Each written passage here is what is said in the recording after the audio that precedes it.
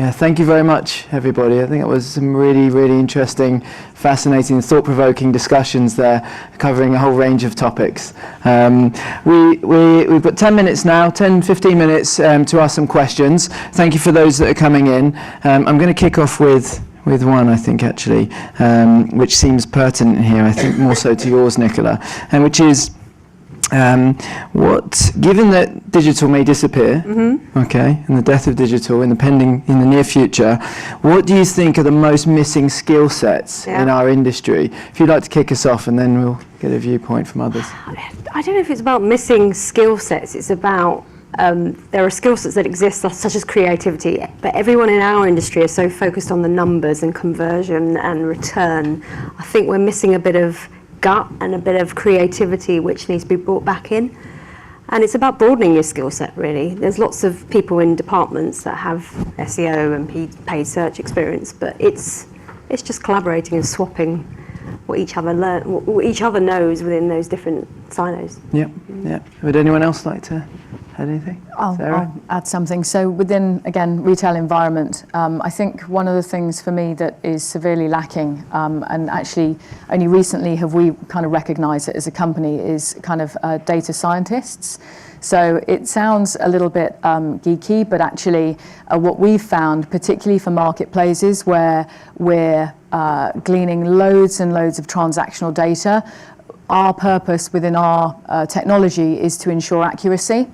And when you go cross-border, particularly in a marketplace, you have to be accurate if you're quoting duties and taxes at the basket level. And so really where you get variance on that, we have a lot of data scientists behind the scenes trawling that data in order to ensure that accuracy is absolutely key, because parcels getting stuck at customs is not going to be ideal from a customer experience perspective. So really for me, it really does boil down to drilling into that data and getting answers out of it, which will exponentially help the business going forwards. Owen, there's a question in here directly for you. Oh God. Yeah. Do you have a plan to get first-party big data, not small data, but first-party big data, to reduce your reliance on potentially unreliable third-party data? We have, I'd say it's more an aspiration than a plan. It's quite a costly thing when you've got as many customers as we have, and then to retrospectively go back and find out who they are and collect all that data.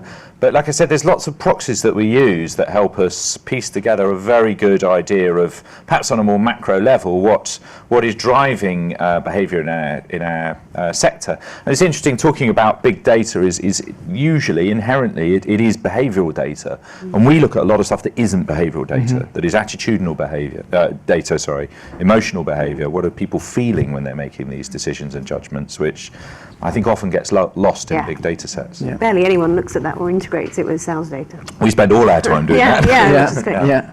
Kate, I think that leads into a question which is quite nicely positioned for you, which is, how is it, obviously Owen as a marketer has kind of really bought into and embraced attribution. The question is, how important is it that not only marketers but entire organisations employ and adopt advanced attribution?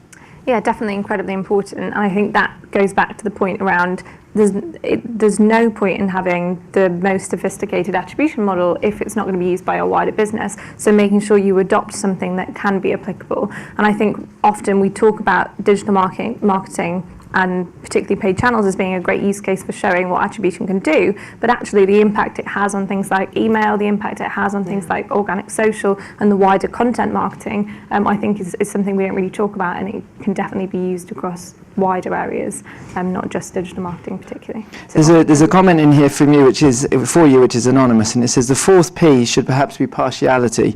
Most attribution models are flawed due to, and this is one for Damien and Lewis later on, due to conscious or unconscious bias. How would you? Yeah, I would. Anyone else would like to add to that? But this is the thing, you can over-analyse everything, and we've lost that. Some things we know work, and just it's a mixture of using your gut as well as the data. Yeah, I think the data informed, we talk so much about data-driven marketing, what we don't talk about is data-informed marketing, and that data is there to support our instincts, but we still have a responsibility as marketers or in our wider businesses to curate and to use data to support that. But I do agree in terms of models can carry bias, and that's why the data-driven element really moves us away from that projected assumptions onto models. Anyone else like to? No, I totally agree. It does.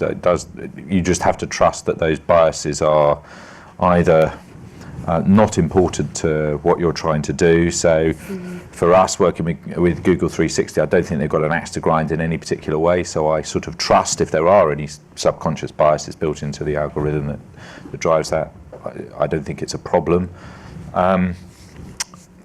Or you've got to use other methods, I guess. So the brand tracking, more broader methods. It depends who owns the attribution model as well. Yeah. I've seen it Yeah. where you've got an econometrics model in traditional marketing department and then a separate one in digital. Yeah. And that each person can make it look like what they need it for.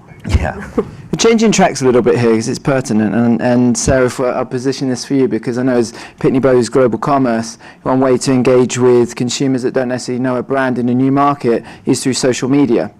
Yesterday, one of the Jenners, I think, contributed to the fall of the Snapchat shares, or the Snap Inc. shares. The question here is, where has it gone? The question here is, what's the future of social media in digital marketing? Yeah, so that was quite shocking, actually. What did it take? 1.3 billion? That was incredible, and it's kind of insightful of the world we live in now, that something like that, you know, a lady who is obviously well respected and well followed around the world, that something like that can make shares fall quite so dramatically is incredible. I think companies just have to accept the fact that, you know, social media is totally part and parcel of where they need to focus a lot of their budgets. I think for those that don't decide to go down that route, then I think that there is a sharp, short shock coming their way. Retailers certainly, again, evolving over time, they all have their own hashtags. They have for many, many years, and I'm sure Practicology knows this very well, that, you know, going onto Facebook with their pages, all that kind of thing, it promotes them, you know, good, bad, and the ugly kind of thing. But actually, I think for those retailers that live and die by their kind of key metrics, they shouldn't shy away from that. I think, again, having historically worked for John Lewis, they were very early adopters of going onto social media, and we saw incredible results from that. So, I can't express enough how companies that don't necessarily, if they haven't taken that route at the moment, then they absolutely need to get on board and pretty quickly. And that goes back to KPIs. So if you're in a department judged by revenue, then you can never justify it. Yeah.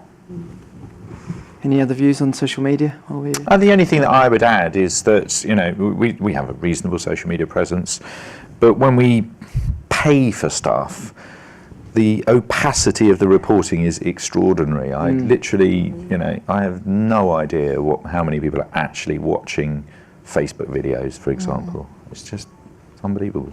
And I guess throwing money down a well. The piece around audiences, you know, we also really need to think about where our audiences are. Yes, there's a need to be across all channels, but understanding actually where are your consumers as kind of particularly using the kind of attitudinal piece, I think is really important before going down that route. Yeah.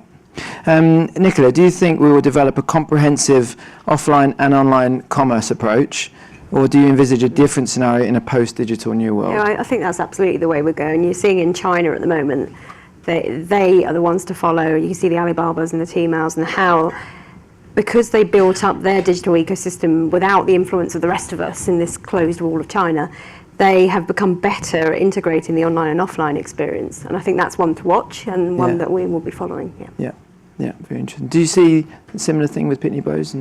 So actually just carrying on the Alibaba theme, I mean, their ecosystem similar to other companies within the UK, but the way they have stickiness to the loyalty program across many and different parts of their company, whether that's, you know, financial services, maybe it's digital services, marketing, Alimama, their marketing services, they are an absolute incredible company to watch.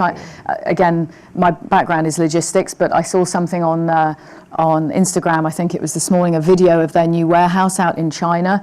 They are basically seeing efficiencies, again, data-driven mainly, of, you know, what's the best path to go and pick and pack. They're bringing product to the packers, and they're seeing efficiencies versus a human of something like 7 times. So they are always driven by the fact they want to cut costs. They obviously want to ensure that products are getting quicker to their consumers. They are really quite phenomenal company to watch, and they just keep investing all the time, whether that's, you know, financially, but failing fast, they get that, but they get over it and they still pump money into it.